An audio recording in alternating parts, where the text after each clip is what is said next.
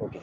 Okay. So today's topic is a transmission based precaution. Okay. तो इस word से ही आप समझ गए होंगे कि ट्रांसमिशन, ठीक है, जो इन्फेक्शन एक से दूसरे को हो जाता है या इन्फेक्शन लग जाता है, उसके बारे में आज हम सीखने वाले हैं। तो मैं इंट्रोडक्शन जल्दी से पढ़ लेता हूँ आप लोगों के लिए। Transmission based precaution are the basic infection control practices that are to be used along with the standard precautions for the patients who may be infected or colonized with a certain infectious agent for which additional precautions are needed to prevent infection transmission। तो transmission based precaution में यहाँ लिखा हुआ है कि जो इसमें हमें क्या करना होता है, बेसिक इन्फेक्शन कंट्रोल प्रैक्टिसेस करनी होती है। जो स्टैंडर्ड प्रिकॉशंस होते हैं हमारे, जैसे हैंड हाइजीन हो गया, यूज ऑफ पीपी किट हो गया, अपने आसपास साफ सफाई हो गई, या फिर आइसोलेशन या क्वारंटाइन वाली जो जितने भी हम तरीके हम इस्तेमाल करते हैं अपने लाइफ में ताकि इन्फेक्शन से बच सके, वो सारी चीजें आज हम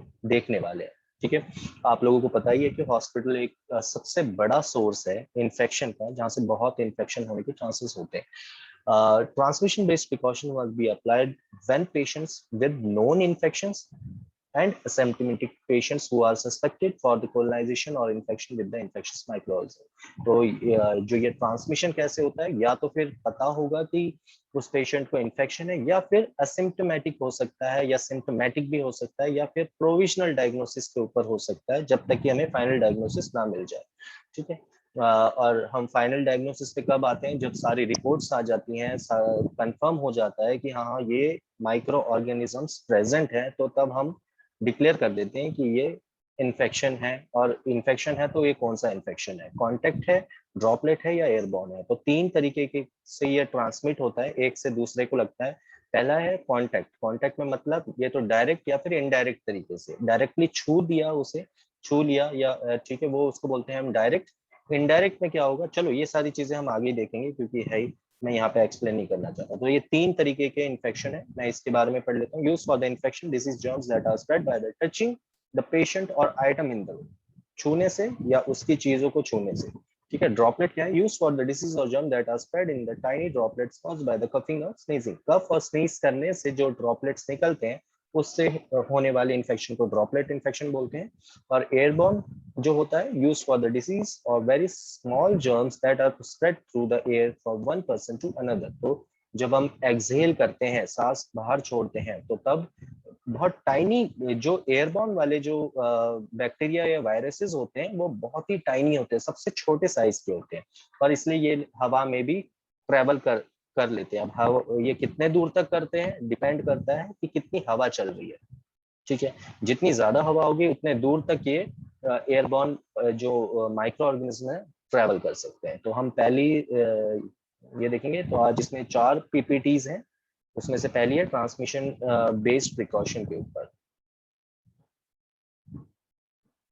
ठीक है, what is transmission based precaution? According to CDC, center for disease control, transmission based precautions are the second tier of the basic infection control and are to be used in the addition to standard precautions for the patient who may be infected or colonized with a certain infectious agent for which additional precautions are needed to prevent an infection। तो ये definition है CDC की, यहाँ पे यही बता रखा है कि हमें अपने स्टैंडर्ड प्रिकॉशंस को ध्यान रखना होता है जब भी इन्फेक्शन होता है, और हमें कैसे उसे प्रिवेंट करें, कैसे हम उससे बच सकें, ये सारी जो भी टेक्निक हम यूज करते हैं कि ताकि इन्फेक्शन कॉलोनाइज्ड ना हो, ये मल्टीप्लाई ना हो। ठीक है, या एक से दूसरे को ना हो। Second definition है transmission based precautions are designed for the patient with the documented or suspected infection with the pathogens for which additional precautions beyond the standard precautions are needed to prevent transmission। तो ठीक है, transmission में हमें just standard precaution से काम नहीं चलेगा। Standard precaution मैंने जैसे बताया था कि हैंड हाइजीन हो गया, यूज ऑफ पीपी किट हो गया। ठीक है, सिर्फ इतना ही काम नहीं आएगा, इससे एडिशनल और ज्यादा हमें बढ़ना पड़ेगा। हम क्या क्या कर सकते हैं, हम आइसोलेट कर सकते हैं, हम क्वारंटाइन कर सकते हैं। ठीक है, हम और बाकी जो ट्रीटमेंट वगैरह या जो भी प्रिकॉशनरी इंटरवेंशंस होते हैं वो अप्लाई कर सकते हैं, इम्प्लीमेंट कर सकते हैं। वही हम अब आगे देखेंगे क्या क्या होते हैं वो। Strategy for the infection control, prevent disease transmission. तो प्रिवेंट करना सबसे फर्स्ट स्ट्रेटेजी यही है कि उसको प्रिवेंट करें। स्टैंडर्ड प्रिकॉशन का यूज करें, applicable for the all patient admitted to the health care facility. तो जितने भी पेशेंट्स हॉस्पिटल में एडमिट होते हैं, सब पे ही स्टैंडर्ड प्रिकॉशन अप्लाई होता है। ठीक है, और ट्रांसमिशन बेस्ड प्रिकॉशन तो दो दो तरीके के हम प्रिकॉशन यहाँ देख रहे हैं, एक स्टैंडर्ड प्रिकॉशंस और एक ट्रांसमिशन बेस्ड प्रिकॉशन। ठीक है, तो स्टैंडर्ड तो सबके ऊपर अप्लाई होता है, लेकिन ट्रांसमिशन बेस्ड मतलब कि जो जिन किसी पेशेंट को कॉन्टैक्ट ड्रॉपलेट या एयरबॉर्न इन्फेक्शन है, उसमें हम ट्रांसमिशन बेस्ड प्रिकॉशन देखते हैं। दोनों को एक एक करके देखते हैं कि ये होता क्या है। ठीक है,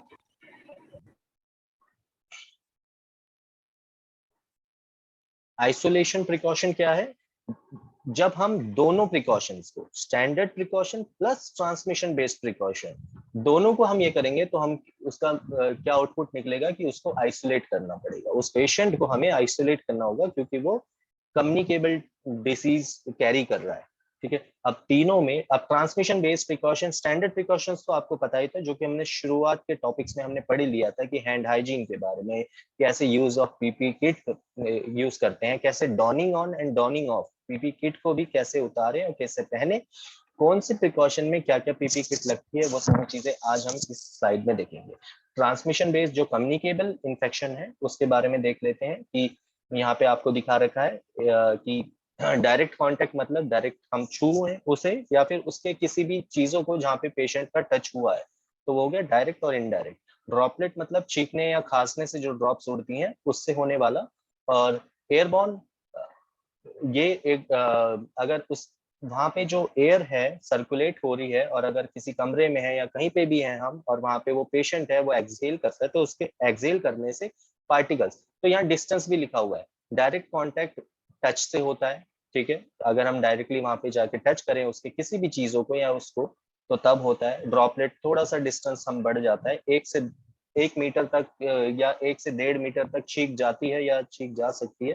ड्रॉपलेट ऑब्वियसली हैवी होते हैं इसलिए वो ज्यादा दूर तक नहीं जाते, लेकिन एयरबॉर्न में जो माइक्रो ऑर्गेनिजम्स होते हैं वो बहुत टाइनी होते हैं। मैंने शुरुआत की क्लासेस में बताया था, जो एयरबॉर्न में जो वायरसेस या जो भी माइक्रो ऑर्गेनिजम्स हैं वो 5 μm से भी छोटे होते हैं। ठीक है, और 5 μm के जितने भी साइज से बड़े हैं वो ड्रॉपलेट या फिर डायरेक्ट कांटेक्ट में आते हैं, तो ये चीजें ध्यान रखना। ठीक है, जो भी ज्वाइन कर रहा है वो अपने आप को म्यूट भी कर दे। ठीक है, डिसीज स्पेसिफिक आइसोलेशन रिकमेंडेशन, तो यहाँ पे कुछ एग्जांपल्स दे रखे हैं। ठीक है, स्टैंडर्ड प्रिकॉशन में जैसे कि कुछ कुछ ऐसी स्टैंडर्ड प्रिकॉशन तो देखा जाए तो हर एक में, यहाँ पे तो कुछ नाम लिखे हुए हैं, लेकिन जितने भी पेशेंट हॉस्पिटल में आते हैं सबके ऊपर स्टैंडर्ड प्रिकॉशन अप्लाई होता है। यहाँ पे ये जो नाम लिखे हैं इन्हीं के ऊपर नहीं, हर एक पेशेंट पे, चाहे वो एक वायरल फीवर से ही क्यों ना आ रहा हो, स्टैंडर्ड प्रिकॉशन हमें फॉलो करना है। स्टैंडर्ड प्रिकॉशन वही आपका हैंड हाइजीन और यूज ऑफ पीपी किट या क्लीनलीनेस हाइजीन मेंटेन करना, ये सारी चीजें आती है स्टैंडर्ड प्रिकॉशन में।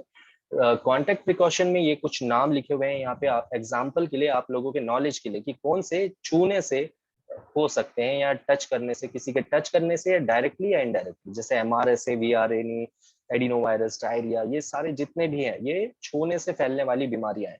ठीक है, ड्रॉपलेट इन्फेक्शन यहाँ पे कुछ नाम लिखे हैं, जैसे पर्ट्यूसिस हो गया, इन्फ्लुएंजा हो गया, है ना, कोविड भी अब इसमें है, MRSA हो गया, कॉक्स कॉक्स की ये हो गया, ये जितने भी नाम लिखे हुए हैं, मम्स, रूबेला वगैरह, ये सारे ड्रॉपलेट में, ये कुछ एग्जाम्पल लिखे हैं, और भी होते हैं।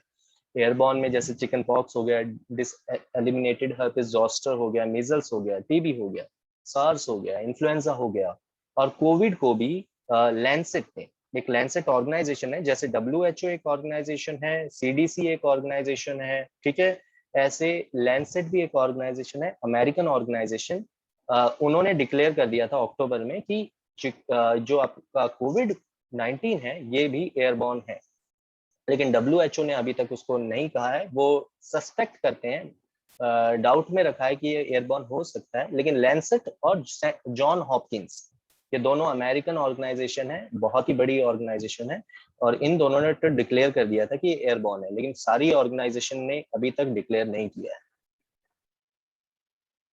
टाइप्स ऑफ आइसोलेशन प्रिकॉशन, तो क्या क्या टाइप्स होते हैं? ठीक है, तो एयरबॉर्न के लिए हम देखेंगे mode of transmission, transmission which spread through small particles residue 5 μm और स्मॉलर, तो 5 μm से भी स्मॉलर अगर माइक्रो ऑर्गेनिजम्स हैं तो वो एयर में फ्लोट कर सकते हैं, एयर में रह सकते हैं। ठीक है, ड्रॉपलेट होता है वो स्कफिंग, स्नीजिंग या बात करने से जो भी या फिर सक्शनिंग के टाइम में या ब्रोंकोस्कोपी के टाइम में कुछ ऐसे प्रोसीजर्स हो रहे होते हैं तो उस ड्रॉपलेट में 5 म्यू मीटर से बड़ा, ठीक है, ड्रॉपलेट में 5 म्यू मीटर से बड़ा अगर माइक्रो ऑर्गेनिज्म है तो वो कैरी होता है। और कांटेक्ट में डायरेक्ट और इनडायरेक्ट कांटेक्ट आपका हो जाए अगर पेशेंट के बॉडी सरफेस से, या फिर उसकी जो भी चीजें रखी हुई हैं, बेड हो गया, पिलो हो गया, जो भी चीज जहाँ पे पेशेंट का टच हुआ होगा, तो कांटेक्ट इन्फेक्शन से हो सकता है। अब हम स्टैंडर्ड प्रिकॉशन कैसे करते हैं, ये इसका एक वीडियो है, मैं यहाँ पे इस वीडियो को प्ले कर देता हूँ, आप लोग देख लें। Aprons, gowns, eyewear and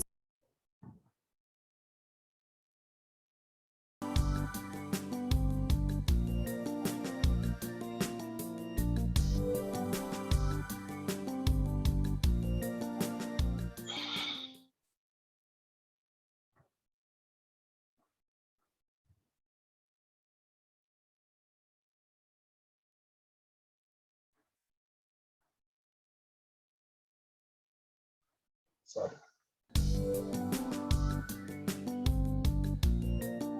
This video will show you how to use personal protective equipment when using standard precautions. Standard precautions are the main way to reduce the risk of transmitting infectious agents in healthcare.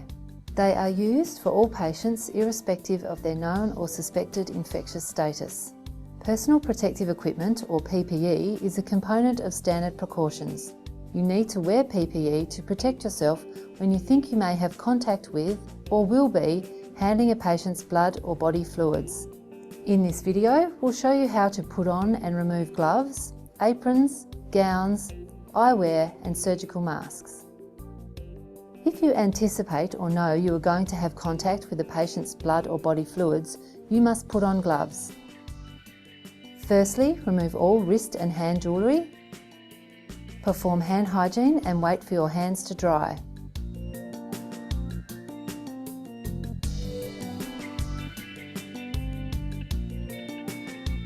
Choose the correct size gloves and remove them from the box. Slide one hand into a glove so the cuff covers your wrist. Repeat with the other glove.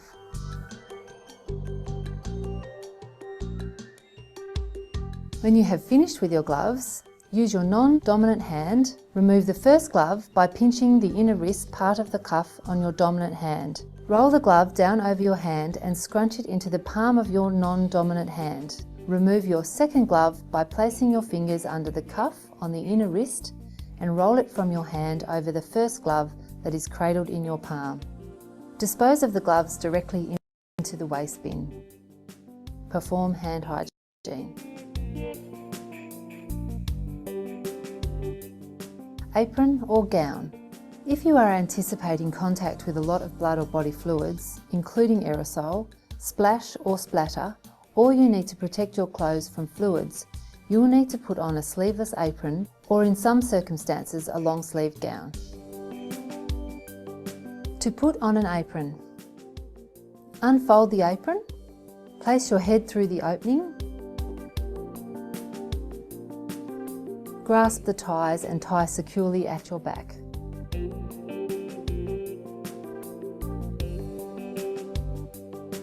To take off an apron, perform hand hygiene,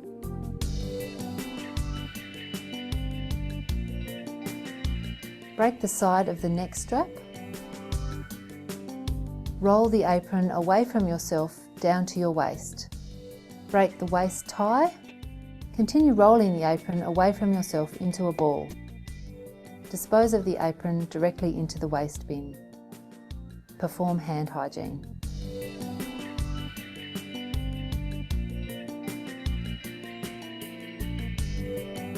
To put on a gown. Unfold the gown. Slide your arms into the armholes and through the cuffs.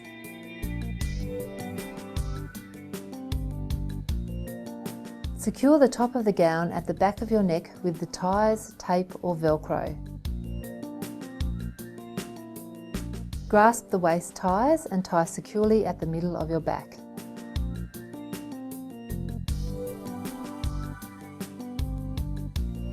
To remove a gown. Perform hand hygiene.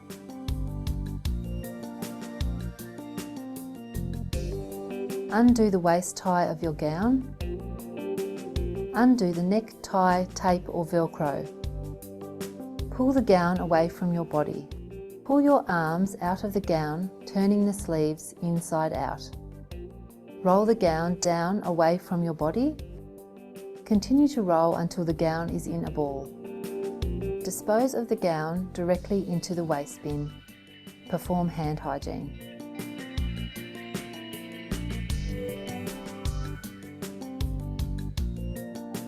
Protective eyewear. If you think blood, body fluids or any other fluids may splash or aerosolise into your eyes, you will need to put on protective eyewear. If you wear prescription glasses, put the protective eyewear over them. Remember to perform hand hygiene prior to and after removing eyewear.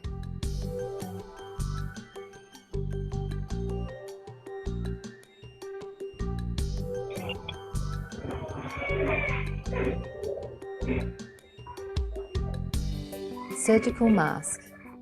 If you think you may get splashed or have exposure to aerosolised blood or body fluids around your nose or mouth, you should put on a surgical mask. Remove prescription glasses if you wear them. Remove the mask from the box. Hold the mask with the pleats facing away from you and making sure the metal nose wire is at the top. Slightly bend the nose wire to form a gentle curve and open the pleats by pulling down on the bottom of the mask.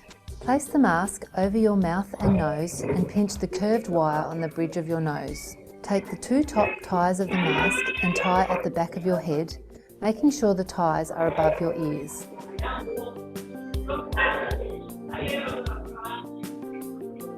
Pull the bottom of the mask so it fits snugly under your chin.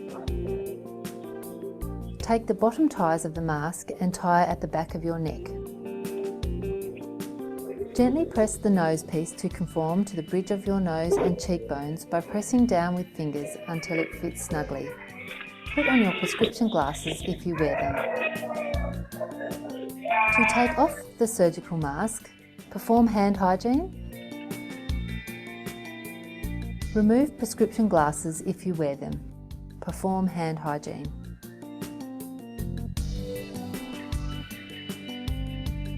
Undo the bottom tie at the back of your neck. Undo the top tie and hold onto the ties. Lean forward and pull the mask away from your face. Holding only the ties, place the used mask directly in the waste bin. Perform hand hygiene.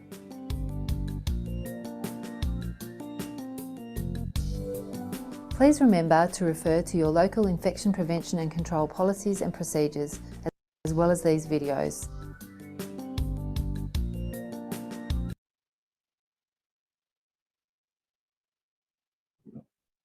Okay तो आप लोगों ने देखा कैसे standard precaution dawning and doffing हमने देखा PP kit का, ठीक है।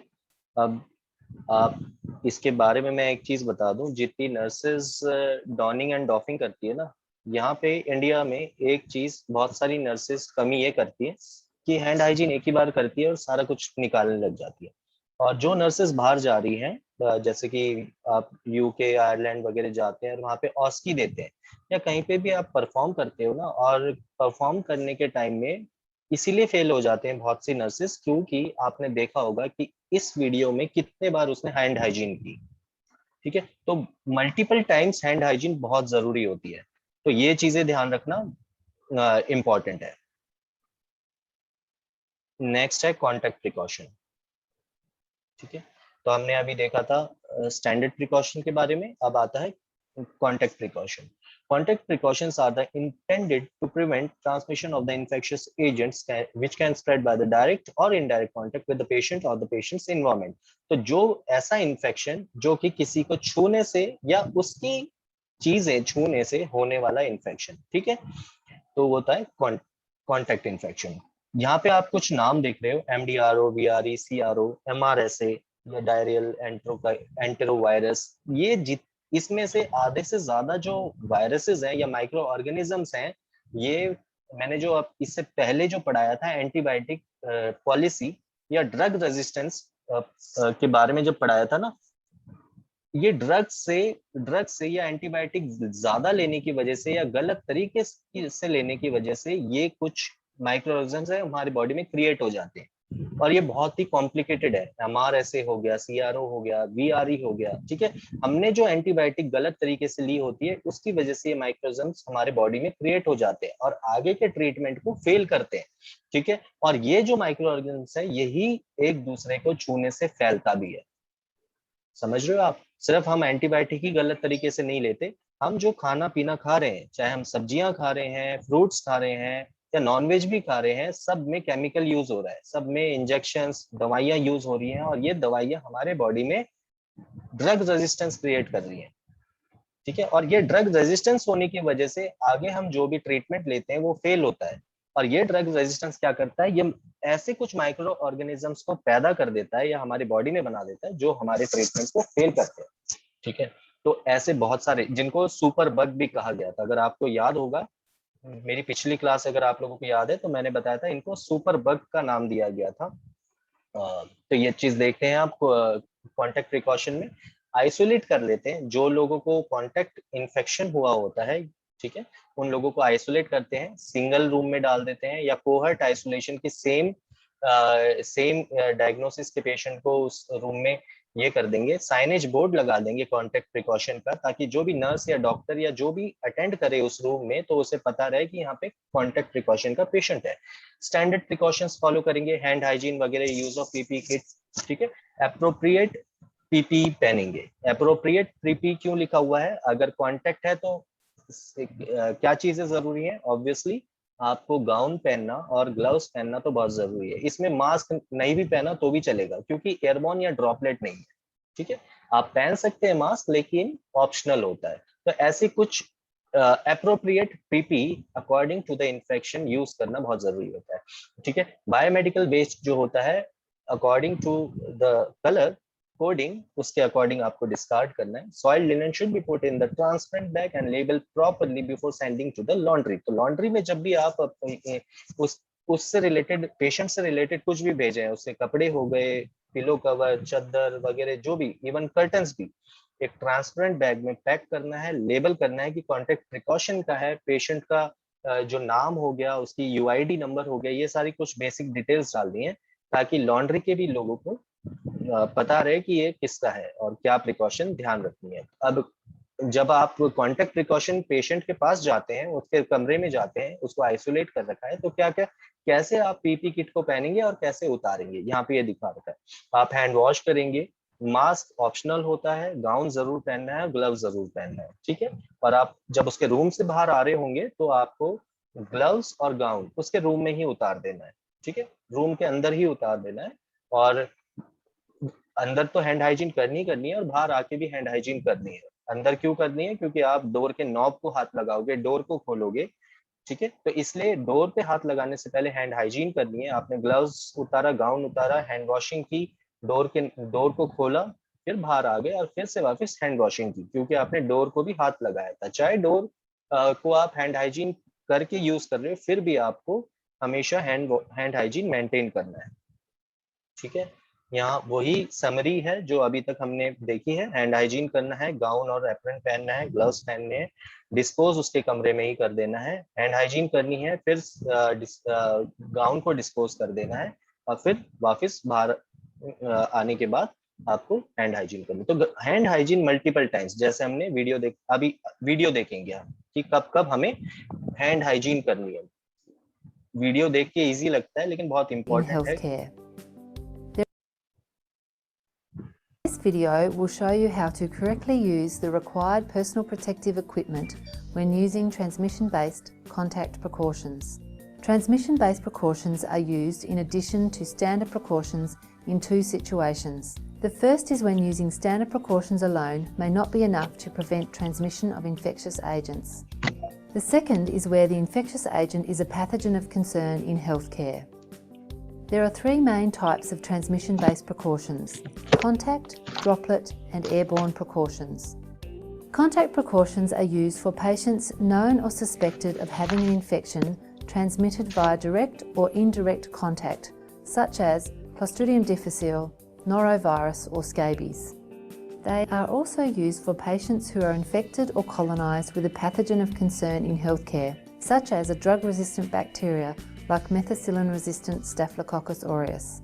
For a person under contact precautions, you must wear a gown and gloves. You must put on your gown and gloves before you enter the patient's room. Perform hand hygiene.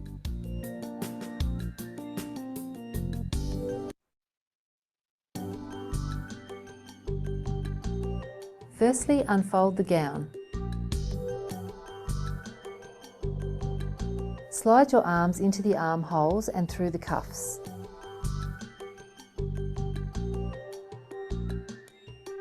Secure the top of the gown at the back of your neck with the ties, tape or Velcro. Grasp the waist ties and tie securely at the middle of your back.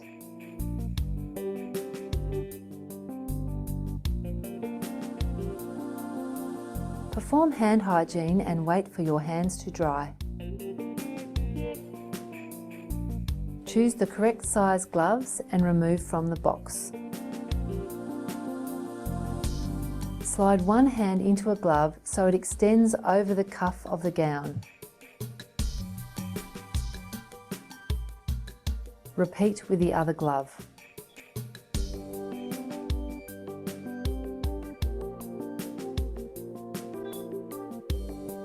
You must remove your gown and gloves when you leave the patient's room. Using your non-dominant hand, remove the first glove by pinching the inner wrist of the cuff on your dominant hand.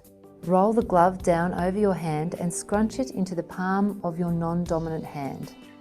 Remove your second glove by placing your fingers under the cuff on the inner wrist and rolling it from your hand and over the first glove cradled in your palm. Dispose of the gloves directly into the waste bin. Perform hand hygiene.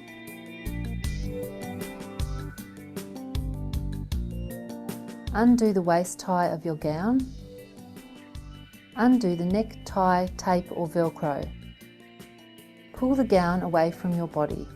Pull your arms out of the gown, turning the sleeves inside out. Roll the gown down away from your body. Continue to roll until the gown is in a ball. Dispose of the gown directly into the waste bin. Perform hand hygiene.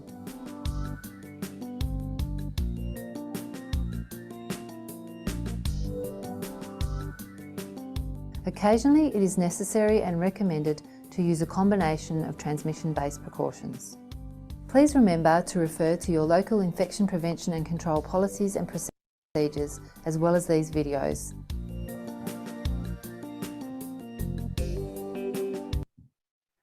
Okay तो आप लोगों ने देखा कि standard precaution में क्या था, contact precaution में क्या डिफरेंस था, और अब हम देखेंगे ड्रॉपलेट और एयरबॉर्न में क्या बातें ध्यान रखनी होती है। इसमें ये वीडियोस देखने पे बड़े सिंपल से लगते हैं, लेकिन डिफरेंसेस हैं। ठीक है, क्या क्या आप पीपी किट में यूज कर रहे हो और कैसे कैसे किस सीक्वेंस से डिस्कार्ड कर रहे हो, पहन रहे हो और उतार रहे हो, ये बहुत इंपॉर्टेंट है। और कब कब हैंड वॉशिंग कर रहे हो, ये बहुत इंपॉर्टेंट है। बच्चों को सिंपल लगता है, लेकिन मैं बताऊं ना, जब खुद करने जाते हैं तो सभी फेल हो जाते हैं। ऑस्की में अगर आप यूके या आयरलैंड जैसी जगह पे जाके परफॉर्म कर रहे हो, इवन कल को आप टीचर भी बन जाते हो और अगर आप परफॉर्म करके बता रहे हो, तो हो सकता है कि बहुत बार मुश्किल आ जाए। ठीक है, तो ये देखना बहुत जरूरी होता है। आप लोग सारे प्रोफेशनल हो तो इन बातों को ध्यान रखना। ठीक है, तो ड्रॉपलेट इसमें सबसे पहले देखेंगे, ड्रॉपलेट वर्सेस एयरबॉर्न क्या होता है। ड्रॉपलेट ऑब्वियसली हैवी होती है, तो वो ज्यादा डिस्टेंस तक नहीं जाती, लेकिन एयरबॉर्न जो ये होता है वो 10 मीटर से ज्यादा दूर तक जा सकता है। ये 1 मीटर तक का डिस्टेंस यहाँ पे बताया है, लेकिन एयरबॉर्न का 10 मीटर प्लस लिखा है। प्लस क्यों लिखा है? क्योंकि डिपेंड करता है कितनी हवा है वहां पे। अगर बहुत तेज हवा है तो बहुत दूर तक भी जा सकता है। ठीक है, ड्रॉपलेट प्रिकॉशन में क्या है? Precautions used for the disease और germs that are spread in tiny droplets larger than 5 mm in size caused by the coughing and sneezing। ठीक है, तो ये 5 mm से के साइज के अबाव होता है, लार्जर। ठीक है, बड़ा होता है। और इसमें प्रिकॉशन में यही आपको हैंड हाइजीन रखनी है, यूज ऑफ पीपी किट जैसे कि खास तौर से मास्क एंड शील्ड, और आपको गाउन पहनना बहुत जरूरी है, ग्लव्स पहनना बहुत जरूरी है, और हैंड हाइजीन रेगुलरली करना बहुत जरूरी है।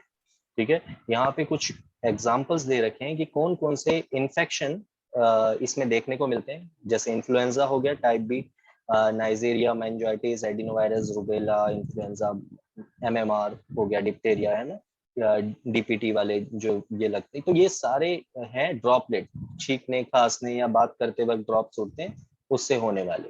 ठीक है, इसमें क्या हम रखते हैं, आइसोलेशन, इनको भी आइसोलेट करते हैं सारे ही, चाहे कांटेक्ट हो, ड्रॉपलेट हो या एयरबॉर्न हो, सबको आइसोलेट करेंगे। या तो सिंगल रूम दे देंगे या फिर डबल रूम दे देंगे, डबल सॉरी या फिर सेम डायग्नोसिस के रख देंगे लेकिन डिस्टेंस मेंटेन करके, या फिर डबल रूम में दे देंगे वही 6 फीट का डिस्टेंस रख के। ठीक है, साइनेज बोर्ड लगाएंगे, अप्रोप्रिएट पीपी किट इसमें पहनेंगे। ऑब्वियसली मैंने जैसे बताया था कि कांटेक्ट में जरूरी नहीं है कि आप मास्क और शील्ड पहनो, लेकिन हाँ यहाँ पे मास्क और शील्ड जरूरी है। तो सर्जिकल मास्क हो गया, ये आपको एक अच्छी प्रोटेक्शन दे देता है, और या तो फिर शील्ड भी, मास्क तो पहनना ही है, साथ ही साथ में शील्ड भी। गाउन्स वगैरह, ग्लव्स, ये तो रहेगा ही रहेगा। शू कवर हो गया, हेड कवर हो गया, ये सारी चीजें तो रहेगी।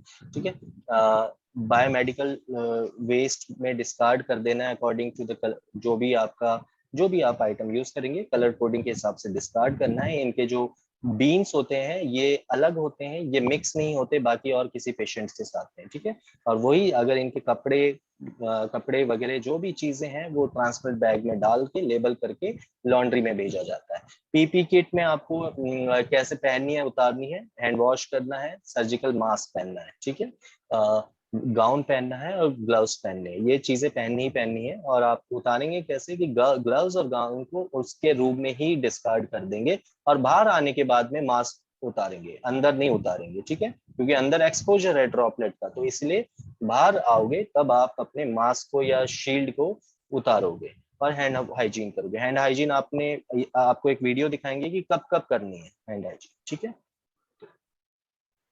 ये भी देख लीजिए आप ड्रॉपलेट का।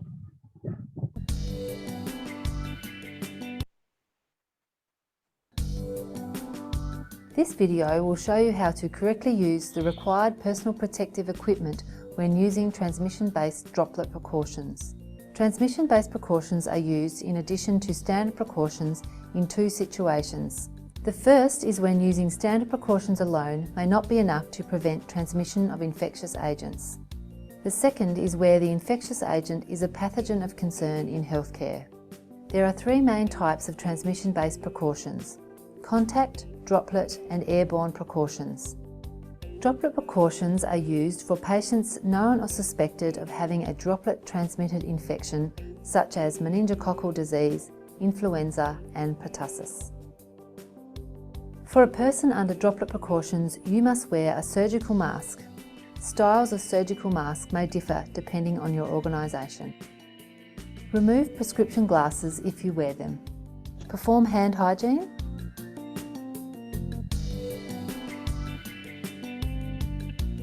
Remove the mask from the box. Hold the mask with the pleats facing away from you and making sure the metal nose wire is at the top. Slightly bend the nose wire to form a gentle curve and open the pleats by pulling down on the bottom of the mask. Place the mask over your mouth and nose and pinch the curved wire on the bridge of your nose. Take the two top ties of the mask and tie at the back of your head, making sure the ties are above your ears.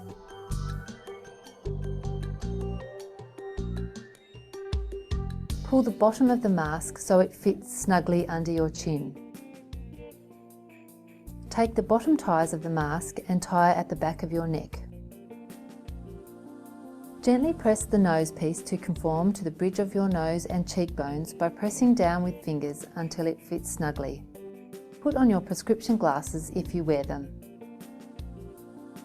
To take off the surgical mask, perform hand hygiene. Remove prescription glasses if you wear them. Perform hand hygiene.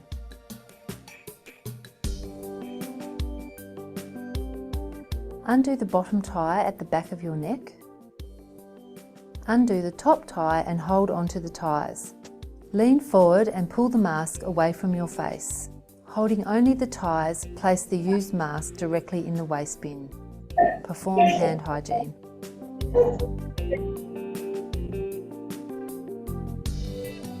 Occasionally, it is necessary and recommended to use a combination of transmission-based precautions. Please remember to refer to your local infection prevention and control policies and procedures, as well as these videos.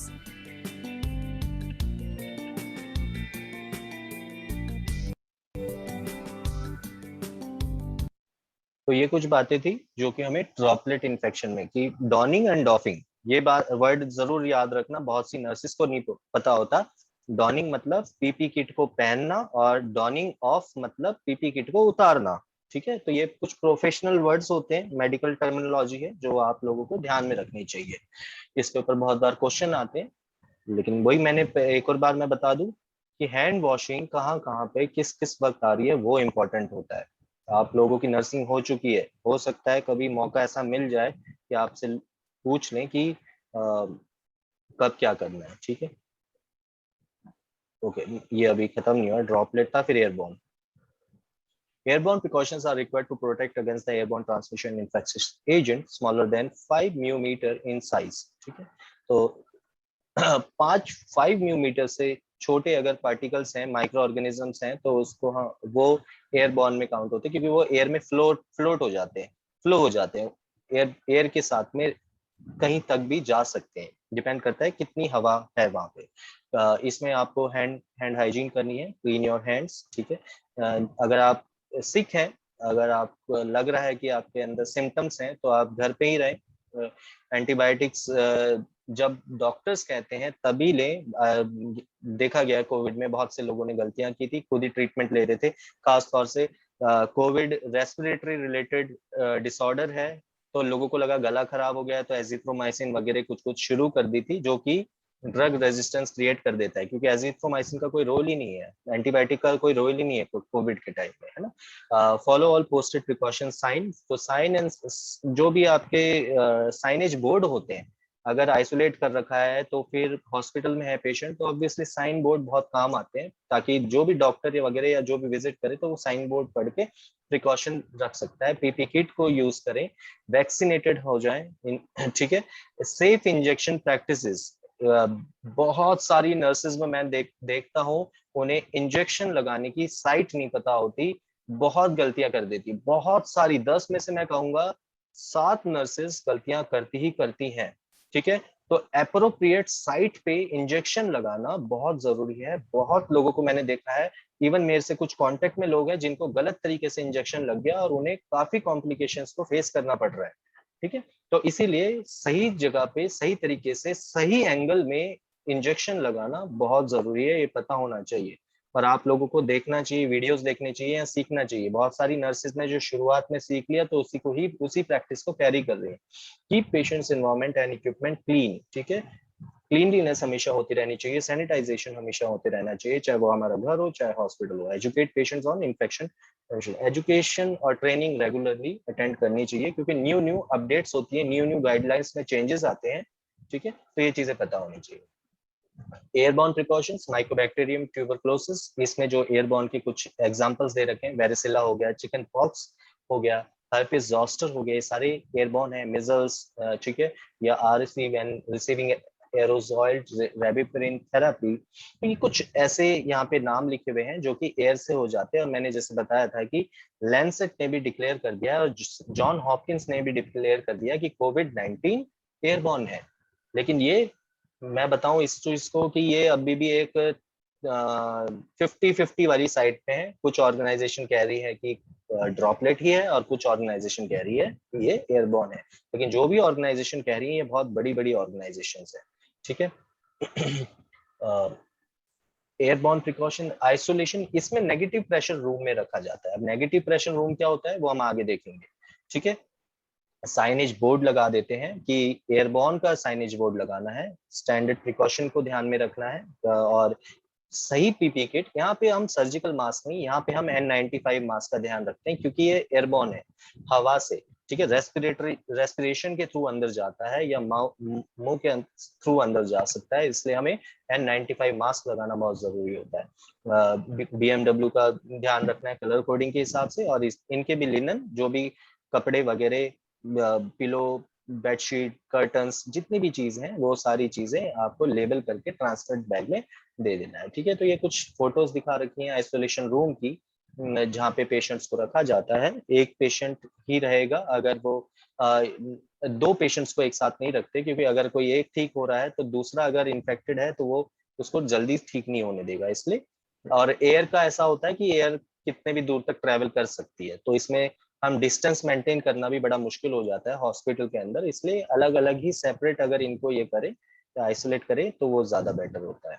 लेकिन Covid के time में situation ऐसी थी कि obviously hospital कम पड़ रहा था, bed कम पड़ रहे थे, तो इसलिए हम डिस्टेंस भी मेंटेन नहीं कर पा रहे थे उतना। इसमें आपको हैंड वॉश करना है, N95 मास्क और शील्ड जरूर यूज होनी चाहिए, या एक पर्टिकुलरली पीपी किट आती है जो कि ऊपर से नीचे तक पैक होती है, जैसे कि आपने देखा ही होगा कोविड के टाइम में, वो किट यूज कर सकते हैं। गाउन और ग्लव्स वगैरह ये सारी चीजें जरूरी है, हेड कैप हो गया, शू कवर हो गया, ये सारी चीजें मस्ट है ड्रॉपलेट, कॉन्टेक्ट और एयरबॉर्न में। ठीक है, बस यहाँ पे मास्क और शील्ड का रोल थोड़ा अलग हो जाता है। जब भी उसके रूम से बाहर आएंगे, ग्लव्स और गाउन को और बाकी चीजें को, जैसे कि आपका क्या बोल गया, गाउन और ग्लव्स तो बाहर निकाल आई, रूम से बाहर आने के बाद में आपको मास्क हो गया और आपका शील्ड हो गया, आपके हेड कवर हो गया, शू कवर हो गया। शू कवर को बाहर नहीं लाना, शू कवर को उसके गेट के पास में। ठीक है, पोजिशनिंग डिस्कार्ड करने की रूम के अंदर ऐसी होनी चाहिए कि उसके गेट के पास हो, अपोजिट साइड पे ना हो गेट के, या गेट से दूर ना हो, क्योंकि उसका पूरा रूम इन्फेक्टेड है। आप अंदर कहीं शू कवर या हेड कवर निकाल दोगे और चल के आओगे गेट तक, तो वो भी जगह इन्फेक्टेड होती है, मतलब आप इन्फेक्शन को बाहर भी ले जा रहे हो अपने जूतों के जरिए। ठीक है, तो गेट के पास में ऐसे जगह होनी चाहिए जहाँ पे डिस्कार्ड किया और बाहर आ गया। और रेगुलर सैनिटाइजेशन, एयरबॉर्न में रेगुलरली सैनिटाइजेशन होना चाहिए, फ्लोर का होना चाहिए, हर एक सर्फेसिस का होना चाहिए। तो हाउसकीपिंग स्टाफ को स्ट्रिक्टली वार्न किया जाता है कि आपको रेगुलरली सैनिटाइजेशन करते रहना है।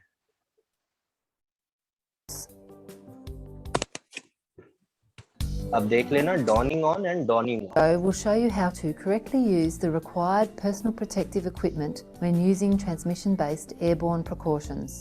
Transmission-based precautions are used in addition to standard precautions in two situations. The first is when using standard precautions alone may not be enough to prevent transmission of infectious agents. The second is where the infectious agent is a pathogen of concern in healthcare. There are three main types of transmission-based precautions: contact, droplet and airborne precautions. Airborne precautions are used for patients known or suspected of having an airborne transmitted infection such as chickenpox, pulmonary tuberculosis or measles. For a person under airborne precautions, you must wear a P2 or N95 mask. Before you enter the patient's room, remove your prescription glasses if you wear them. Perform hand hygiene.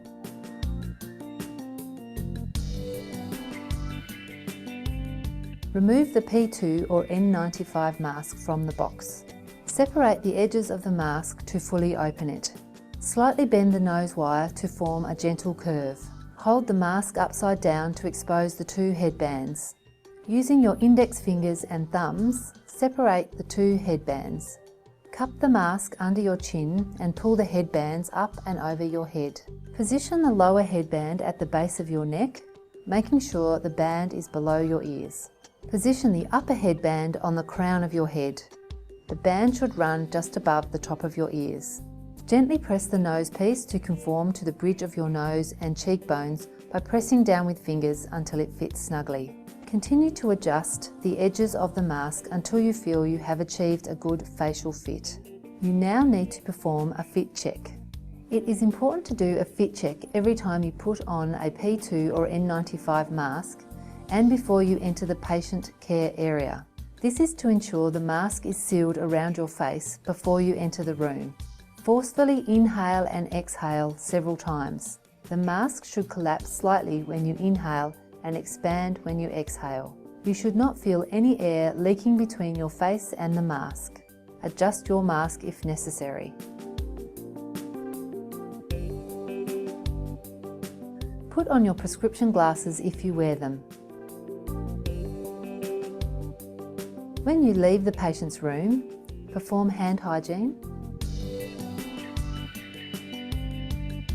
Remove prescription glasses if you wear them. Perform hand hygiene. Using your index finger and thumbs, pull the lower headband up to meet the upper headband on the top of your head. While leaning forward, pull the headbands up and over your head, removing the mask from your face. Holding on to the elastic headbands, place the mask directly into the waste bin without touching the outside and inside surfaces of the mask or your face. Perform hand hygiene.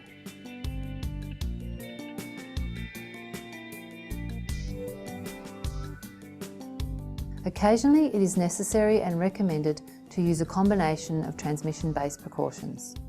Please remember to refer to your local infection prevention and control policies and procedures, as well as these videos.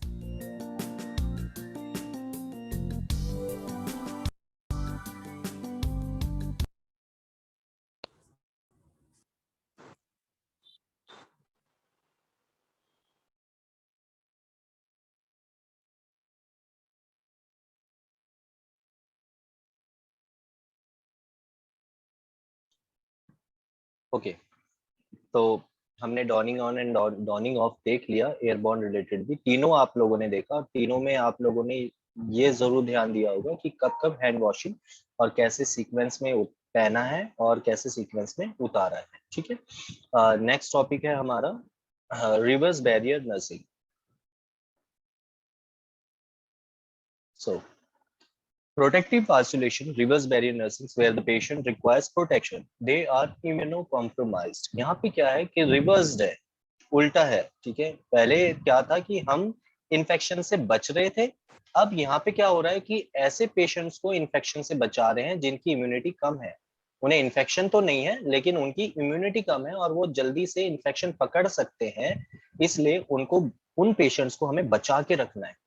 अब किनकी immunity कम होती है, जैसे कोई patient की transplant, कोई organ transplant हुआ है, ठीक है, या फिर किसी को कीमोथेरेपी चल रही है, उन्हें कोई इन्फेक्शन नहीं था, ठीक है, लेकिन उनकी इम्यूनिटी इतनी कम हो गई है तो वो इन्फेक्शन लग सकता है उन्हें हॉस्पिटल में। ऑब्वियसली हॉस्पिटल में बहुत ज्यादा इन्फेक्शन होता है और इन्फेक्शन कम्युनिकेबल होता है और वो इन तक पहुंच सकता है, तो इसलिए उनको बचा के रखना, ऐसे कुछ तरीके यूज करना जिससे कि इनको इन्फेक्शन ना हो। Reverse barrier nursing is used to protect the patient whose immunological mechanism have been suppressed due to any other disease condition। ये ऐसे पेशेंट है जिनकी इम्यूनिटी सप्रेस्ड है, कम है, किसी और रीजन की वजह से। क्या क्या है हम आगे और भी देखेंगे, जैसे कि सीवियरली इम्यूनोकॉम्प्रोमाइज पेशेंट, ट्रांसप्लांट अगर हुआ है, ऑर्गन ट्रांसप्लांट किसी का हुआ है, कीमोथेरेपी जिसकी चल रही है, ठीक है, न्यूट्रोपनिया हो रहा है, जिसको अगर समझो बोन मैरो ट्रांसप्लांट हो गया, या आपको व्हाइट ब्लड सेल्स की डिफिशियंसी है, व्हाइट ब्लड सेल्स, क्योंकि व्हाइट ब्लड सेल्स ही हमारी इम्यूनिटी है ना, वो प्रोटेक्ट करता है हमें इन्फेक्शन से, जिसको उसकी डिफिशियंसी है या जिसको व्हाइट ब्लड सेल्स चढ़ाने पड़ते हैं, ऐसे पेशेंट्स हो गए जो इम्यूनो कॉम्प्रोमाइज्ड हो गए, तो उन लोगों को हमें रिवर्स प्रोटेक्टिव आइसोलेशन देना होता है, और कंसल्टेंट के ऑर्डर के हिसाब से। वो क्या होता है हम आगे देखेंगे धीरे धीरे करके। रिवर्स बैरियर नर्सिंग में पॉजिटिव प्रेशर रूम में रखते हैं, हमने एयरबॉर्न में देखा था नेगेटिव प्रेशर रूम, ठीक है, इन दोनों के बारे में मैं आगे पढ़ाऊंगा, आने वाले स्लाइड में है कि क्या होता है नेगेटिव प्रेशर रूम और पॉजिटिव प्रेशर रूम। तो इन पेशेंट्स को जिनकी इम्यूनिटी कम है लेकिन इन्फेक्शन नहीं है इन्हें, और इन्फेक्शन से बचाना है, उन्हें हमें पॉजिटिव प्रेशर रूम में रखना होता है। और जो एयरबॉर्न वाले पेशेंट थे जिनको इन्फेक्शन था, एयरबॉर्न इन्फेक्शन था, तो उन लोगों को हमने नेगेटिव प्रेशर रूम में रखा था। ठीक है, यहाँ पे भी साइनेज बोर्ड लगा देते हैं रिवर्स बैरियर नर्सिंग के बारे में, ठीक है, और स्टैंडर्ड प्रिकॉशंस को हम ध्यान में रखते हैं, कैप को, मास्क को, गाउन को, ग्लव्स को, शू कवर्स को यूज करते हैं, और कोई भी इनसे मिल नहीं सकता। ठीक है, अटेंडेंट कहेंगे कि हमें मिलना है, हमें जाना है, फ्रूट्स लेके आ रहे, कोई बाहर की चीज अलाउड नहीं होती, कोई भी मिल नहीं सकता, बाहर से ही देखो आप। नर्सेज और डॉक्टर्स भी जो असाइंड है वही लोग जा सकते हैं, फ्रीक्वेंटली कितने भी लोग नहीं जा सकते। ठीक है, और जब भी इनका राउंड होता है तो राउंड के टाइम में जब उन्हें कुछ प्रोसीजर नहीं करना है या कुछ ऐसा बड़ा काम नहीं करना है डॉक्टर और नर्सेस को, तो वो बाहर से ही सारी चीजें इनके रूम के बाहर से ही हैंडल करते हैं। हाँ, अगर दवाइयाँ देनी है या फिर और कुछ करना है तो तभी आपको जाना है, और पूरा सैनिटाइज होके या पूरे क्लीनलीनेस के, हाइजीन के मेंटेन करके ही अंदर इनके रूम में जाना होता है। ठीक है, इनसे आपको खतरा नहीं होता, इनसे किसी और को खतरा नहीं होता, इनको दूसरों से खतरा होता है। पेशेंट्स को, ये जो पेशेंट्स होते हैं इनको दूसरों से होता है, तो इसलिए हमें बहुत हाइजीन मेंटेन करके जाना होता है। किसी का माइक ऑन है? हाँ, वैशाली का माइक ऑन था। ठीक है, आप लोग ध्यान रखा करो कि माइक ऑन ना रहे। तो ऑन्कोलॉजी के पेशेंट्स हो गए, है ना, कीमोथेरेपी जिसको चल रहा है, ट्रांसप्लांट जिनका हुआ है, या फिर र्यूमेटोलॉजी के पेशेंट्स हो गए, ठीक है, या एड्स के पेशेंट जिनका CD4 काउंट 200 के अबाव है, तो वो वैसे पेशेंट्स हो गए, इनकी इम्यूनिटी कम होती है। एनीमिक है, बहुत ज्यादा सीवियर एनीमिक है, जिनका HP क्रिटिकल स्टेज में है, वो कुछ ऐसे पेशेंट्स हो गए, तो ये सारे, इनको रिवर्स बैरियर नर्सिंग देनी पड़ती है। The air entering into the room must be filtered and come from the outside, not from the corridors. ठीक है, तो जो बाहर की फ्रेश हवा होती है वो आने देते हैं, कॉरिडोर की हवा नहीं, क्योंकि कॉरिडोर तो इन्फेक्टेड है, क्योंकि वहाँ पे पेशेंट्स आते जाते हैं, वहाँ पे लोग चलते फिरते हैं, इसलिए कॉरिडोर्स नहीं, कोई ऐसी जगह जहाँ गार्डन है, खुला एरिया है, जहाँ पे लोग नहीं है, ऐसी हवा, फ्रेश एयर इनके रूम में आने देते हैं। The patient room must be clean and disinfected thoroughly, इनका रूम एकदम क्लीन होना चाहिए और डिसइंफेक्टेड करते रहना चाहिए before shifting the patient and daily while stay in the room, तो रेगुलरली। ठीक है, the number of visitor must be limited in the patients room, तो विजिटर्स वैसे तो अलाउड नहीं होते, लेकिन अगर करते भी हैं कोई उनका, उसका बहुत ही करीबी है, तो उसको और कभी भी नहीं कि बहुत देर से बैठा है, थोड़े टाइम के लिए उसको मिलने देंगे, पूरा हाइजीन मेंटेन करके वो जाएगा, पीपी किट पहन के जाएगा तभी। The visitors or the healthcare professional must wear mask and gown while entering into the room. ठीक है, तो विजिटर्स को पीपी किट पहनना जरूरी है। प्रिंसिपल्स क्या है? Visitor must maintain a good personal hygiene, hygiene maintain करना जरूरी है। Articles and equipment use for the patient must be new और स्टरलाइज, तो जो भी आइटम यूज हो रहा है पेशेंट के ऊपर, वो या तो नया होना चाहिए या फिर स्टरलाइज्ड होना चाहिए, चाहे उसका खाना पीने की plate,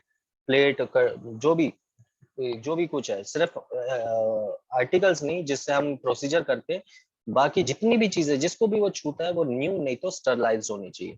before entering into the patient room must wash hands, do not squeeze और cough inside the patient room, visitors should not bring any flowers और anything into the patients room, तो कुछ भी चीज अलाउड नहीं होती बाहर की, विजिटर्स की कोई चीजें बिल्कुल अलाउड, ये है। अब नेगेटिव और पॉजिटिव प्रेशर रूम क्या है ये देख लेते हैं। Ventilation systems that allow air to flow into the isolation room but not escape from the room, therefore preventing the contaminated air from escaping the room। ठीक है, तो नेगेटिव प्रेशर रूम में क्या था कि जो एयर है, वैसे तो यहाँ अब क्या सिस्टम है, जितने भी हॉस्पिटल्स है ना जहाँ पे नेगेटिव और पॉजिटिव प्रेशर रूम है, वहां पे एक वेंटिलेशन सिस्टम को लगाया जाता है। अब ये वेंटिलेशन सिस्टम क्या होता है? ये एयर कंडीशन की जैसी एक बड़ी मशीन होती है, ठीक है, इसको दीवारों के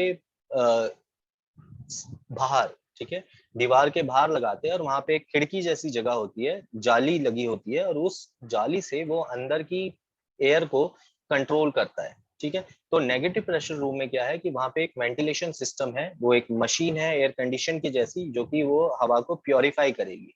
ठीक है, तो यहाँ पे क्या लिखा हुआ है नेगेटिव प्रेशर रूम में कि जो भी हवा आ रही है,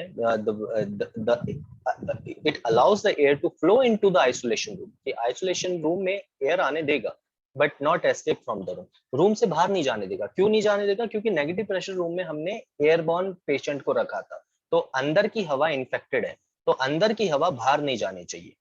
ठीक है, तो वो वेंटिलेशन सिस्टम उसको क्या करेगा कि अंदर की हवा अंदर ही रखेगा लेकिन बाहर नहीं जाने देगा, या फिर उसको प्योरीफाई करेगा और एयर को, एयर एक्सचेंज करता है और जो भी माइक्रो ऑर्गेनिज्म होते हैं उसको किल करता है। अब तो घर के भी एसी जो हो गए हैं वो ऐसे आने लग गए हैं, जैसे एलजी की मैंने एडवर्टाइजमेंट देखी थी कि वो कोविड-19 को भी फिल्टर आउट कर देता है।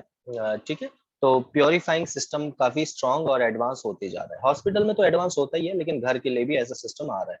तो पॉजिटिव प्रेशर रूम में क्या है, जो कि हमने रिवर्स बैरियर में के लिए यूज करते हैं, ventilation system in which air will flow out of the room instead of into the room. ठीक है, तो वेंटिलेशन सिस्टम से हवा रूम से बाहर चली जाएगी लेकिन अंदर नहीं आएगी। समझ में आ रही है मेरी बात? मैं देखता हूँ यहाँ पे इमेज भी दिखाऊं।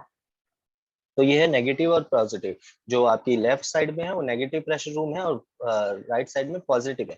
मतलब बाहर की हवा देखो, पहला हम नेगेटिव देख रहे हैं, ठीक है, तो नेगेटिव रूम में कौन था? कोविड-19 का पेशेंट समझ लो, ठीक है, या एयरबॉर्न वाला पेशेंट समझ लो। बाहर से हवा तो आई लेकिन अंदर की हवा वेंटिलेशन सिस्टम के थ्रू गई। ये जो आपको दिख रहा है ये मेरा कर्सर, हाँ ये जो है ये वेंटिलेशन सिस्टम है, यहाँ से फिल्टर होके जाती है, तो अंदर की हवा इन्फेक्टेड है।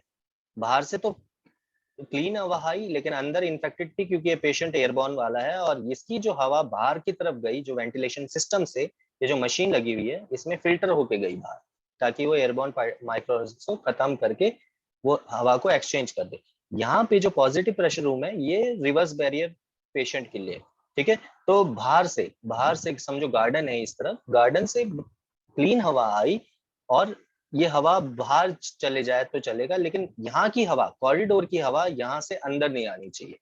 तो इधर भी एक वेंटिलेशन सिस्टम लगाते हैं। अब दोनों नेगेटिव और पॉजिटिव प्रेशर रूम के लिए वेंटिलेशन सिस्टम मशीन आती है, और उस मशीन के थ्रू एयर प्योरीफाई होती है और एयर एक्सचेंज को ध्यान में रखा जाता है, ठीक है। इसके ऊपर एक वीडियो है, देख लेते हैं।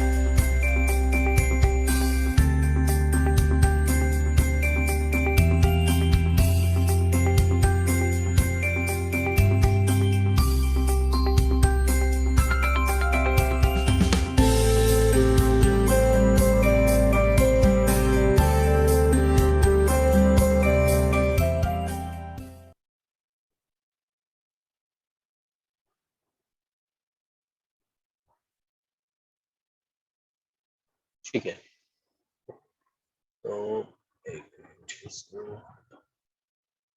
तो ये नेगेटिव और पॉजिटिव प्रेशर रूम के बारे में था कुछ थोड़ा। और तो हमारा ये जो टॉपिक था यहीं तक था। आप लोगों को कुछ क्वेश्चन है या डाउट है तो आप मुझसे पूछ सकते हैं।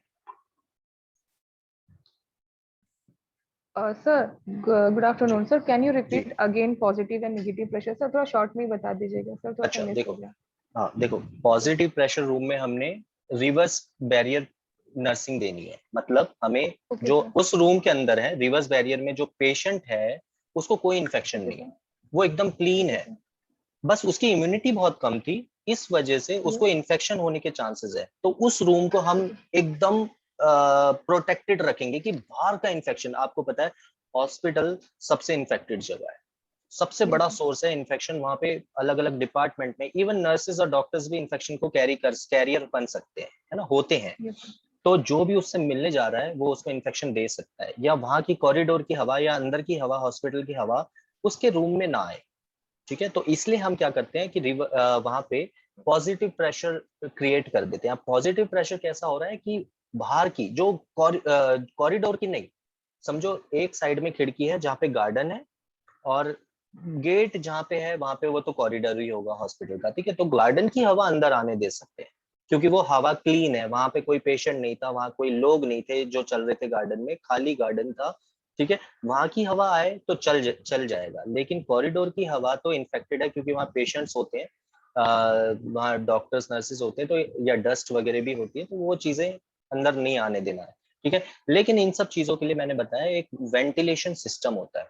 मैं दिखा दूं वो मशीन को आपको, शायद इसमें खुल जाए। वेंटी सिस्टम,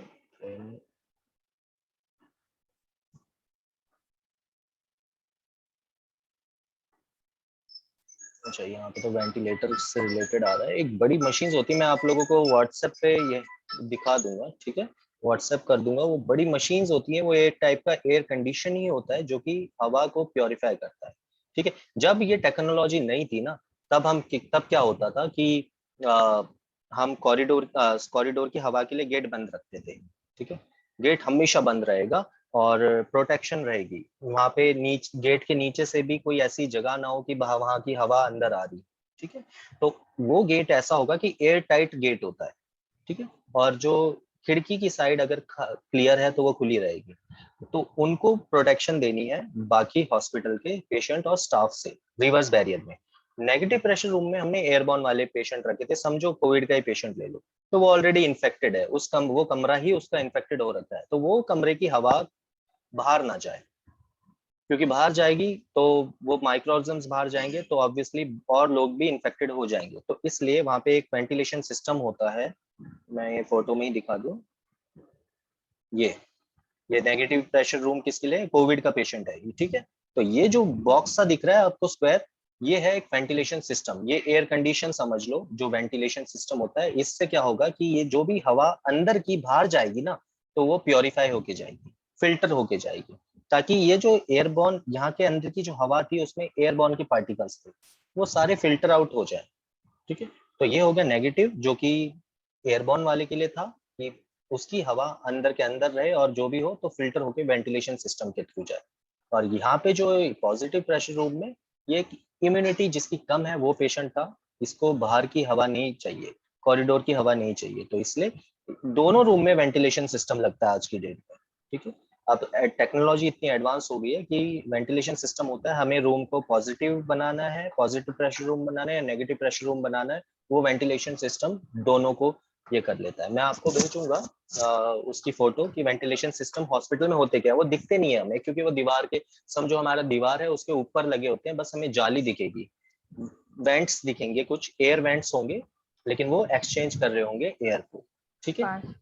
हाँ, तो बाकी हमें जो पीपी किट है, जो भी नर्स डॉक्टर्स जा रहे हैं उनको पीपी किट उसके हिसाब से, जैसे आप कोविड रूम में जा रहे हैं जहाँ पे हमें नेगेटिव प्रेशर रूम दिखाना है, तो हमने पूरी पीपी किट पहननी पड़ती है, पूरा आपको देखा ही है, वो एस्ट्रोनॉट्स के जैसे पूरे ही पैक हो जाते हैं, और नर्सिस की क्या हाल हो जाते हैं, डॉक्टर के क्या हाल हो जाते हैं, आप लोगों को पता है ना। और यहाँ पे भी अगर पॉजिटिव प्रेशर रूम में भी जा रहे हो आप, तो पीपी किट पूरी पहन के जाओ, क्योंकि आप उसको इन्फेक्शन दे सकते हो, हमें नहीं पता कि हम कैरियर है ना, क्या इन्फेक्शन अंदर लेके जा रहे हो, तो पीपी किट तो दोनों जगह पहननी है, ऐसा है। हाँ, कम से कम हाथ लगाना है उस पेशेंट को जो रिवर्स बैरियर जिसको दे रहे हैं हम, कम से कम हाथ लगाओ, कम से कम टच करो, न्यू चीजें दो उसको, सैनिटाइज करके क्लीन करके ही हर एक चीज उसको देनी है, क्योंकि उसको फर्क पड़ सकता है। लेकिन एयरबॉर्न वाले को हम कुछ भी चीज देंगे उसको फर्क नहीं पड़ेगा, क्योंकि वो ऑलरेडी इन्फेक्टेड था, ठीक है। हाँ, लेकिन सैनिटाइजेशन वगैरह तो करते ही हैं, क्योंकि हो सकता है वो रिकवर हो रहा हो, तो हर एक चीज भी सैनिटाइज करो। लेकिन रिवर्स बैरियर नर्सिंग बहुत ही स्ट्रिक्ट, बहुत ज्यादा स्ट्रिक्ट होती है, कॉन्टैक्ट ड्रॉपलेट और एयरबॉर्न प्रिकॉशन से भी ज्यादा स्ट्रिक्टली हमें रिवर्स बैरियर केयर देनी होती है।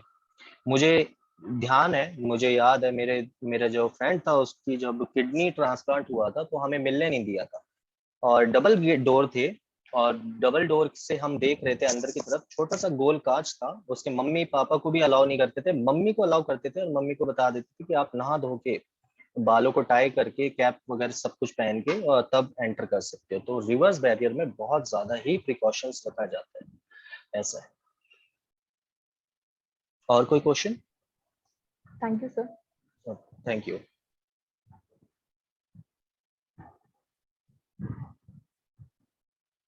और किसी को कोई क्वेश्चन हो, डाउट हो, आप लोग पूछ सकते हो, ठीक है, कोई बात नहीं। अगर बाद में भी आपको क्वेश्चंस ध्यान आते हैं व्हाट्सएप ग्रुप में डाल दिया करो। आप लोग बहुत आप पता है आपका ग्रुप काफी बड़ा है, लेकिन आप लोग बहुत से बच्चे इसमें अटेंड ही नहीं करते क्लासेस को। मैं नहीं जानता कि आप लोग क्यों नहीं अटेंड करते, लेकिन करना चाहिए, पे किया है आप लोगों ने, पैसा लगाया है, तो आप लोगों को क्लासेस भी अटेंड करनी चाहिए। क्वेश्चंस तो बिल्कुल ही कम नहीं के बराबर है, इससे पहले की बैच बहुत क्वेश्चन पूछती थी और अच्छा भी लगता था, तब हमें लगता है कि हाँ इंटरेक्शन हो रहा है, हम पढ़ा रहे हैं किसी को, है ना, हम सिर्फ लैपटॉप से बात नहीं कर रहे, तो ये चीजें होनी चाहिए।